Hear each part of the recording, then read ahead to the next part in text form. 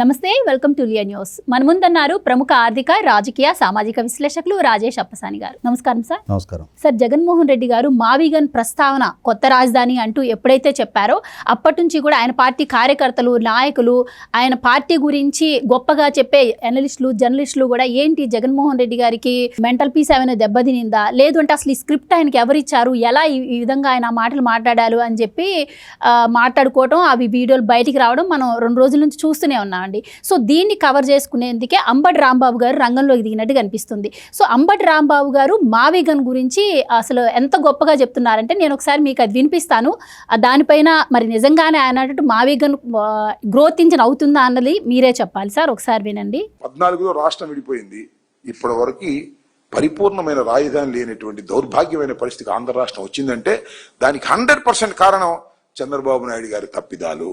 ఆయన ఏదో చాలా పరిపాలనా అధ్యక్షుడిని ఆయన ఎన్నుకుంటే ఆయన అమరావతి లాంటి గ్రీన్ ఫీల్డ్ మోడల్ తీసుకురావాలని తాపత్రయపడి పెట్టి ఫెయిల్ అయిపోతున్నటువంటి సందర్భం. దానిలోనే ఆ క్రమంలోనే జగన్మోహన్ రెడ్డి గారు మావిగన్ అనేటువంటి ఆలోచన తీసుకొచ్చారు. తీసుకురాగానే పాపం బాబు కొడుకులకి ఇద్దరికి భయం పట్టుకుంది. ప్రజలు దీని మీద ఆలోచన చేస్తున్నారు. అది సార్ విన్నారుగా, చంద్రబాబు గారు ఇన్ని సంవత్సరాలైనా కూడా పరిపాలన చేసి రాజధాని కట్టలేకపోయారంటున్నారు. వీళ్ళిద్దరికీ భయం పట్టుకుందంట. అంటే చర్చ నడుస్తుంది మావిగన్ అని చెప్పి కొత్త రాజధాని అని చెప్పగానే అని అంటున్నారు. ఏంటి అసలు ఆయన వ్యాఖ్యలు ఎలా చూడొచ్చు అంటారు? ఇప్పుడు వాస్తవంగా అంబటి రాంబాబు గారైనా, అంటే మీరు ఇందాక చెప్పారు కదా, వైసీపీ సోషల్ మీడియా సానుభూతి పరులు, వైసీపీకి అనుకూలంగా మాట్లాడుతూ ఉండే యూట్యూబర్స్, వైసీపీకి అనుకూలంగా ఉండే ఎనలిస్టులు, వీళ్ళందరూ కూడా జగన్మోహన్ రెడ్డి గారి నిర్ణయం పట్ల, ఈ ప్రకటన పట్ల ఆక్షేపణ వ్యక్తం చేస్తూ వాళ్లే విమర్శ సంధిస్తున్నారు అని చెప్పని. సరే, వాళ్ళకి ఆ స్వేచ్ఛ హక్కు ఉంది కాబట్టి వాళ్ళ విమర్శ చేయగలిగారు. కానీ వాళ్ళ అంబటి రాంబాబు గారైనా, తర్వాత నేను కార్మూరి వెంకటరెడ్డి కూడా ఏదో మీడియా ఛానల్లో కూర్చొని మాట్లాడటం కూడా విన్నా నేను. ఇంకెవరైనా సరే ఆ పార్టీకి సంబంధించిన ఆ పార్టీ స్ట్రక్చర్లో ఉన్న నాయకులు నిన్న సజ్జల రామకృష్ణారెడ్డి లాంటి వాళ్ళు ఒక టెలికాన్ఫరెన్స్, వీడియో కాన్ఫరెన్స్ ఏర్పాటు చేసి నాయకులందరినీ కూడా మావిగన్ అంశాన్ని మీరు ప్రజల్లోకి విస్తృతంగా తీసుకువెళ్ళండి అని చెప్పని ఆదేశాలు ఇచ్చినట్టుగా. తర్వాత నిన్న ఈరోజు సాక్షి మీడియాలో వాళ్ళ మెయిన్ పేపర్లోనే అసలు రాష్ట్రం మొత్తం ఇదే చర్చ నడుస్తూ ఉంది. అసలు ఇంతటి ప్రత్యామ్నాయ ప్రతిపాదన జగన్మోహన్ రెడ్డి గారి ద్వారా రావటం ఆహా ఓహో బ్రహ్మాండం బజ్గోవిందం అని చెప్పని రాష్ట్రంలోని మేధావులందరూ కూడా కొనియాడుతూ ఉన్నారు అని చెప్పని రకరకాలుగా వాళ్ళ పేపర్లో రాయించుకుంటూ ఉన్నారు. మరి అలా రాయించుకుంటూ ఇదే ఎజెండాగా ప్రజల్లోకి తీసుకెళ్ళాలి అనుకుంటున్నప్పుడు మరి వాళ్ళ అంబటి రాంబాబు గారైనా ఆ పార్టీ తరఫున మాట్లాడే నాయకులందరికీ కూడా అదే ఆదేశాలు పైనుంచి వచ్చినప్పుడు వాళ్ళు ఏదో ఒక నిర్ణయానికి కట్టుబడాలి. అయితే జగన్మోహన్ రెడ్డి గారికి బై చెప్పి వాళ్ళ ఆత్మగౌరవం మేరకు వాళ్ళ వ్యక్తిగత అభిప్రాయాన్ని వ్యక్తం చేసే స్వేచ్ఛ వినియోగించుకోవాలి. లేదు, జగన్మోహన్ రెడ్డి గారి పార్టీలోనే ఆయన నాయకత్వంలోనే పనిచేయాల్సిన కంపల్షన్ మనకి ఇంకా వేరే ఆప్షన్ లేదు అనుకున్నప్పుడు సహజంగా వీళ్ళందరూ రాజకీయ నాయకులు.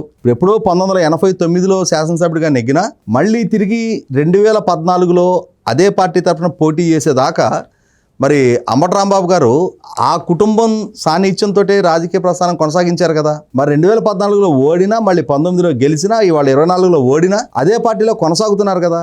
ఆయనకంటూ వేరే ప్రత్యామ్నాయ వేదిక ఏదైనా ఉంటే, ఇప్పుడు బేసికల్లీ సీజన్డ్ పాలిటీషియన్స్ వీళ్ళు ఆ రాజకీయాల్లోనే కొనసాగాలి అనుకున్నప్పుడు వేరే పార్టీలో ఇప్పుడు తెలుగుదేశమో, జనసేన, భారతీయ జనతా లాంటి పార్టీల్లో వీళ్ళని చేర్చుకోరు. లేదు, వీళ్ళు ఇప్పటి వరకు అనుసరించిన రాజకీయ విధానాల కారణంగా ఆ పార్టీల్లో వీళ్ళే అకామిడేట్ కాలేరు. అందువల్ల ఇక ఒక కాంటపటి సిచ్యుయేషన్, కుక్కిన పేనుల్లాగా తేలుగుట్టిన దొంగలు అంటారు కదా, ఇక అట్లా అరవలేరు, ఉస్సుస్ అని కూడా అనుకోలేరు, ఆ పార్టీలోనే పడి ఉండాలి. దాన్ని అడ్వాంటేజ్కి తీసుకొని జగన్మోహన్ రెడ్డి గారు కూడా వీళ్ళందరినీ ఇవాళ నేను ఒక్కడనే కామెడీ పీస్ అయితే అట్లా నాతో పాటు మీరు అందరూ కూడా కండి అని చెప్పని ఇవాళ మనకి మామూలుగా చెప్తారు. తెలుగు సినిమా పరిశ్రమలో గతంలో మిగిలిన భాష సినిమా రంగాలన్నిటికన్నా కూడా తెలుగు భాషలో 45 మందో 50 మందో కామెడీ ఆర్టిస్టులు ఉండేవాళ్ళు అని చెప్పని చెప్పుకునేవాళ్ళు. ఇంతటి కామెడీ చేయగలిగే నటులు ఇంకా వేరే ఏ భాషలో లేరని చెప్పేవాడు. నిజంగానే ఆ రోజుల్లో ఒక పెద్ద స్క్వాడ్ ఉండేది. బ్రహ్మానందం గారి నుంచి మొదలు పెడితే వేణుమాధవ్ గారి దాకా, ఏవిఎస్ గారు, ధర్మవరం సుబ్రహ్మణ్యం గారు, మల్లికార్జునరావు గారు, ఇట్లా ఒక పెద్ద బృందం ఉండేది. వీళ్ళు ఎంఎస్ నారాయణ గారు, ఇట్లా వీళ్ళు చాలామంది కాలం చేశారు. కొత్త జనరేషన్ యాడ్ అవుతూనే ఉన్నారు. మరి తెలుగు సినిమా పరిశ్రమలోనే అంతమంది కామెడీ ఆర్టిస్టులు ఉన్నప్పుడు మరి రాజకీయాల్లో కూడా విదూషకులు ఉంటారు. ఇవాళ జగన్మోహన్ రెడ్డి గారు ఒక ఆస్థాన విదూషకుడు లాగా ఆయన ఇవాళ ప్రజలను రంజింపజేసే ప్రయత్నం చేస్తూ ఉన్నప్పుడు మరి ఆయన ఇచ్చిన స్క్రిప్ట్ను ఫాలో అవ్వాల్సిన బాధ్యత ఆ పార్టీలో పనిచేసే నాయకులకి అంటే మీరు అన్నట్టు వాళ్ళ అధిష్టానం ఏదైతే బయటికి తీసుకొచ్చిందో దాన్ని ప్రమోట్ చేయడం, ఆయనకి సపోర్ట్గా మాట్లాడడం ఆ పార్టీ నాయకులకు తప్పదు. కానీ ఇక్కడ ఈరోజు అంబడి గారు మాట్లాడిన మాటలు చూస్తుంటే అసలు చాలా సిల్లీగా అనిపించినాయి సార్.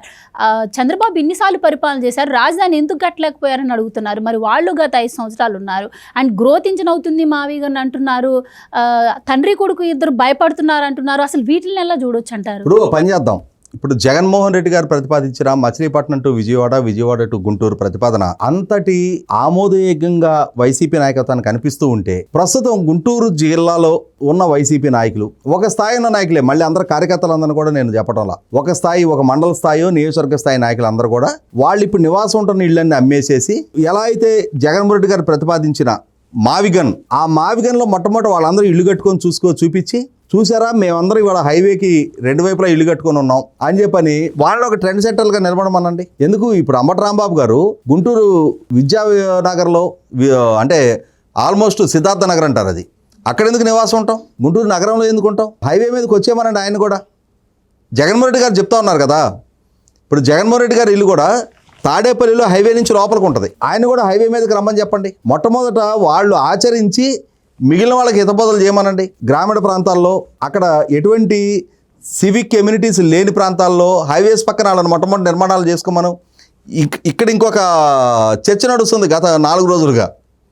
జగన్మోహన్ రెడ్డి గారు ఎప్పుడైతే హైవే పక్కన ఈ రాజధాని అని ప్రతిపాదించాడో, అక్కడ దాబాలు పెట్టుకొని చపాతీలు పుల్కాలు అమ్ముకునే వాళ్ళు ఉన్నారు కదా, వాళ్ళు మొత్తుకుంటున్నారు మేమేదో హైవేలను నమ్ముకొని దాబాలు పెట్టుకొని రొట్టెలు అమ్ముకుంటుంటే మా పొట్ట కొడుతున్నాడు ఈ జగన్మోహన్ రెడ్డి అని చెప్పని. ఇక్కడ గమనించుకోవాల్సింది ఏంటంటే, అంబటి రాంబాబు గారు ఆయన స్వతహాగా న్యాయవాది. చట్టపరంగా ఎదురయ్యే కాంప్లికేషన్స్ ఏంటి, ఎందుకు వాళ్ళు రద్దు చేసిన సిఆర్డిఏ చట్టాన్ని కూడా మళ్ళీ తిరిగి పునరుద్ధరించాల్సి వచ్చింది అని చెప్పని వాళ్ళకి తెలుసు. ఎందుకు ప్రతిపాదించిన 3 రాజధానుల బిల్లుని మళ్ళీ వాళ్లే ఉపసంహరించుకున్నారనేది వాళ్ళకి తెలుసు. ఎందుకు హైకోర్టు ఇచ్చిన తీర్పుకి లోబడి ఇదిగో వైజాగ్ అదిగో వైజాగ్ అని చెప్పని ఉడతూపులే తప్ప అమరావతి నుంచి వైజాగ్ వెళ్ళే ప్రయత్నం కానీ సాహసం కానీ చేయలేకపోయారనేది ఆయనకి తెలుసు. కానీ ఏంటంటే జగన్మోహన్ రెడ్డి గారు ఆ స్టేట్మెంట్ ఇచ్చాడు కాబట్టి ఆ స్టేట్మెంట్కి లోబడి జగన్మోహన్ రెడ్డి గారి చేతిలో మంత్రదండం ఉన్నట్టుగా ఆయన అనుకుంటే మచిలీపట్నం నుంచి గుంటూరు వరకు హైవే పక్కన రాజధాని ఏర్పాటు చేయగలుగుతాడు అనే ఒక ఇంప్రెషన్ క్రియేట్ చేసే ప్రయత్నం చేస్తూ ఉన్నారు. అంటే ఇంకొకటి సార్, ఇక్కడ ఏంటంటే ఇప్పుడు రాజకీయ నాయకులు ఇచ్చిన హామీలను తప్పుతారు, మాట మారుస్తారు అని విన్నాం. కానీ అసలు రాజధానిగా ఉండాల్సినటువంటి పట్టణాన్ని గురించి ఇన్ని మాటలు మారుస్తూ ఇప్పుడు ఆయన ఏదంటే దీన్ని వాళ్ళు సపోర్ట్ చేసి మాట్లాడటం, అసలు ఇది క్రెడిబిలిటీ ఉంటుందంటారా? దీన్ని ఎలా చూడొచ్చు అంటారు? అంటే సహజంగా మనకి ఒక మాట చెప్తారు, కొంతమంది గణిత పండితులు ఉంటారు, లెక్కల్లో మాస్టర్స్. వాళ్ళని ఒకసారి ఏదో లెక్క గురించి అడిగితే పంచపాండవులు మంచం కోళ్ళు లాగా 3 అని 2 వేలు చూపించారంట. అలాగే ఇవాళ వైసీపీ పార్టీ కూడా వాళ్ళు ఏ వర్షన్కి మళ్ళీ రెండోసారి ప్రస్తావించే వర్షన్కి మధ్య పొంతన ఉండదు. అమరావతి రాజధాని అని చెప్పని అసెంబ్లీలో జగన్మోహన్ రెడ్డి కూడా మనస్ఫూర్తిగా ఈ తీర్మానానికి మద్దతు ప్రకటిస్తున్నా అని చెప్పాడు. అందుకే అక్కడ ఇల్లు కట్టుకున్నాను చెప్పిన వ్యక్తి తర్వాత రోజుల్లో 2014 సెప్టెంబర్ 3వ తారీఖు ప్రతిపాదించిన తీర్మానం రోజు ఇల్లు కట్టుకుంది 2018లో. అలా ప్రతిపాదన జరిగింది కాబట్టి అక్కడ స్థలం కొనుక్కొని ఇల్లు కట్టుకున్నాడు. అదే ప్రభుత్వం ఏ దొనకొండలోనో ఇంకెక్కడో ప్రతిపాదిస్తే అక్కడ కట్టుకొని ఉండేవాడు ఇల్లు. ఇక్కడ ప్రతిపాదించిన తీర్మానానికి తన పార్టీ తాను కూడా ఏకగ్రీవంగా మద్దతు ప్రకటించాడు కాబట్టి ఇక్కడ ఇల్లు కట్టుకున్నాడు. నేను ఇక్కడ ఇల్లు కట్టుకున్నా అని చెప్పని చాటాడు. అమరావతిలోనే రాజధాని నిర్మాణం చేస్తున్నా అని చెప్పాడు. చెప్పిన వ్యక్తి అక్కడ ప్రభుత్వం రాజధాని నిర్మాణానికి సంకల్పించగానే అక్కడ ల్యాండ్ పూలింగ్ని అడ్డుకునే ప్రయత్నం చేశాడు. అక్కడ తన శాసనసభ్యుడు ఆళ్ల రామకృష్ణారెడ్డి చేత కొన్ని తమ సామాజిక వర్గీయులు బలంగా ఉన్న గ్రామాల్లో ల్యాండ్ పూలింగ్ సహకరించకుండా ప్రతిబంధకాలు సృష్టించారు. వాళ్ళ చేత కోర్టుల్లో కేసులు వేయించారు, నేషనల్ గ్రీన్ ట్రిబ్యునల్లో కేసులు ఫైల్ చేయించారు. అలాగే సింగపూర్ కన్సార్షియం సంస్థకి స్టార్టప్ ఏరియా టెండర్ కట్టబెడితే స్విచ్ ఛాలెంజ్ మెదడులో దాన్ని వివాదాస్పదం చేసే ప్రయత్నం చేశారు. ఇలా వీలైనంత వరకు రాజధాని పనులు వేగవంతం కాకుండా చూసుకున్నారు. అయినా సరే ఆ దక్కిన కొద్దిపాటి టైంలో చంద్రబాబు నాయుడు గారు భూ సమీకరణ చేయగలిగారు, మాస్టర్ ప్లాన్ డిజైన్ చేయగలిగారు, మాస్టర్ ప్లాన్ నోటిఫై చేయగలిగారు, transit secretariat, transit assembly, transit high court నిర్మాణం చేసి ఫంక్షనింగ్లోకి తీసుకొచ్చారు. అలాగే శాశ్వత భవనాలకి టెండర్లు ఖరారు చేశారు. చాలా భవనాలు ఒక స్థాయి వరకు నిర్మాణం చేయగలిగారు. ఇంత చేసినా అలాగే సీడ్ యాక్సెస్ రోడ్డు లాంటి రహదారుల నిర్మాణం చేయగలుగుతూ ఉన్నారు. ఇన్ని చేస్తున్న క్రమంలో 2019లో తాను అధికారంలోకి వచ్చిన తర్వాత ఒక కక్షపూరిత ధోరణితోటి రాజధాని అనే ప్రాంతాన్ని ద్వేషంతో చూసిన జగన్మోహన్ రెడ్డి ఉద్దేశపూర్వకంగా దాని ఎడారి అని చెప్పని, శ్మశానం అని చెప్పని, నిర్మాణానికి పనికిరాదు అని, ముంపు ప్రాంతం అని, ఇన్సైడర్ ట్రేడింగ్ జరిగిందని చెప్పని ఇట్లా రకరకాల ఆరోపణలు చేస్తూ బోస్టన్ కన్సల్టెన్సీ గ్రూప్ అని, హై లెవెల్ కమిటీ గ్రూప్ అని చెప్పని అంతిమంగా 2019 డిసెంబర్ 17 3 రాజధానులని ఒక ప్రతిపాదన, ఇలా రకరకాల పిల్లి మొగ్గలు కుప్పిగంతులు వాళ్ళేశారు. వాళ్ళేసిన పర్యవసానం 5 సంవత్సరాలు పనులను ఎక్కడికక్కడ స్తంభింపజేసిన పర్యవసానం అక్కడ ఒక అడవి పెరిగింది. ఇవాళ ఎన్డీఏ కూటమి మళ్ళీ తిరిగి పదవి బాధ్యతలు చేపట్టిన తర్వాత ఆ అడవిని క్లియర్ చేయడానికి 34 కోట్ల రూపాయలు పెట్టి టెండర్ ద్వారా ఆ అడవిని క్లియర్ చేయాల్సి వచ్చింది. అటువంటి దగ్గర 12 ఏళ్ళైనా ఇంకా రాజధానికి ఒక రూపానికి రాలేదు అని చెప్పని ఇక్కడ కొన్ని అంశాలు గుర్తు చేసుకుందాం. చంద్రబాబు నాయుడు గారికి ఒక ట్రాక్ రికార్డు ఉంది. ఆయన ఏ ప్రాజెక్టుని సంకల్పించినా సరే ఇవాళ ఆ ప్రాజెక్టు ఫలాలు సమాజానికి అందుతూ ఉన్నాయి. మీకు ఒక ఎగ్జాంపుల్ చెప్తాను నేను. హైదరాబాదు ఐఎస్బి ఎదురుగా ఇన్ఫోసిస్ క్యాంపస్ ఉంటుంది. ఆ ఇన్ఫోసిస్ క్యాంపస్కి భూ కేటాయింపు చేసేనాడు చంద్రబాబు నాయుడు గారు 50 ఎకరాలు వాళ్ళకి ఇస్తూ ఎకరానికి 500 మంది చొప్పున 25,000 మందికి ఈ క్యాంపస్లో ఉద్యోగాలు ఇవ్వాలని ఒక కండిషన్ తోటి వాళ్ళ క్యాంపస్ కేటాయింపు చేశారు. 35,000 మంది వాళ్ళ క్యాంపస్లో ఉద్యోగం చేస్తున్నారు.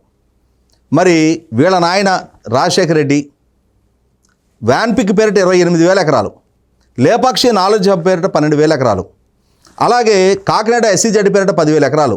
అంటే వాళ్ళ అల్లుడు రక్షణ స్టీల్స్కి 40,000 ఎకరాలు, వేల ఎకరాలే. గాలి జనార్దన్ రెడ్డికి బ్రాహ్మణి స్టీల్స్ పేరిట 10,000 ఎకరాలు, ఎయిర్పోర్ట్ నిర్మాణం పేరిట ఇంకొక 4,000 ఎకరాలు. వీటిల్లో ఏది మెటీరియలైజ్ అయింది? ఎక్కడ సంస్థల గ్రౌండింగ్ అయినాయి? ప్రతిదీ ఒక కుంభకోణం. ఆ కుంభకోణం కాక ఆ సంస్థలు మళ్ళీ తీసుకొచ్చి జగన్మోహన్ రెడ్డి సంస్థలో పెట్టుబడి పెట్టడం. అంతిమంగా సిబిఐ కేసులు, ఛార్జ్ షీట్లు, అరెస్టులు, జైళ్లు, బెయిళ్లు. తర్వాత జగన్మోహన్ రెడ్డి వచ్చాడు. జగన్మోహన్ రెడ్డి హయాంలో అతను పాలనా బాధ్యతలు చేపట్టే నాటికి ఒక స్థాయికి వచ్చిన రాజధాని ఉంది, దాన్ని అడవిగా మార్చాడు. పోలవరం ప్రాజెక్టు ఈ అంబటి రాంబాబు ఇరిగేషన్ మంత్రిగా ఏమన్నాడు? ఎప్పటికి పూర్తవుతుందో నేను చెప్పలేను అన్నాడు. అంటే అవగాహన రాహిత్యంతో కేవలం చంద్రబాబు నాయుడు గారు ప్రారంభించినవి నేను ఎందుకు కొనసాగించాలి, నాదనే ముద్ర ఉండాలి అని చెప్పనే ఒక రకమైన దురాలోచనతోటి, దూరాలోచన లేకుండా చేసిన పర్యవసానం రాష్ట్రం ఏం చెల్లించింది అనేది ప్రజలకు ఒక స్పష్టత ఉంది. కాబట్టే మొన్నటి ఎన్నికల్లో ఈ అంబటి రాంబాబు లాంటి వాళ్ళందరినీ కూడా ఇళ్లకు పరిమితం చేశారు. జగన్మోహన్ రెడ్డికి ప్రతిపక్ష హోదా కూడా లేకుండా ప్లీజ్ నా కారుని అసెంబ్లీ లోపల దాకా ఎలో చేయండి అని చెప్పని ప్రభుత్వాన్ని వేడుకునే స్థితి ప్రజలు కల్పించారు. ఇంకా మేమేదో చట్టం చేస్తాము, నీకు చట్టం చేసే వెసులుబాటు ఉంటే 2019-24 మధ్యకాలంలో చేసుండేవాడివి కదా. ఆ ఛాన్స్, అవకాశం నీకు లేదు. ఇవాళ పార్లమెంటు ద్వారా మరింత బలోపేతమైంది. శాశ్వతంగా అమరావతి మాత్రం ఏకైక రాజధాని అనేది స్పష్టత ఉంది. కాబట్టి వాళ్ళ ఆచరణ సాధ్యం కానీ అమల్లోకి రాని, అసలు నీకు పదవిలోకి వచ్చే అవకాశం ప్రజలు ఇవ్వని ఈ నేపథ్యంలో నాకంటూ అధికారం దక్కితే, నాకు అధికారం దక్కినాడు నేను ఈ విధంగా ఏర్పాటు చేస్తా, సాంకేతికంగా సాధ్యం కాదు, చట్టపరంగా సాధ్యం కాదు, న్యాయపరంగా సాధ్యం కాదు. అన్నిటికన్నా ముఖ్యంగా నీకు అధికారం దక్కటం అనేది ప్రజల చేతిలో ఉంది. నువ్వేదో ఊహల్లో, నువ్వేదో కలల కంటే రేపొద్దునకు నువ్వు ముఖ్యమంత్రి కావు. నీకు గతంలో అధికారం దక్కినాడు రాజధాని మార్చడం సాధ్యం కాల, భవిష్యత్తులో కూడా సాధ్యం కాదు. థ్యాంక్ యూ సో మచ్ అండి. నమస్కారం. Please subscribe to Leo news for more videos.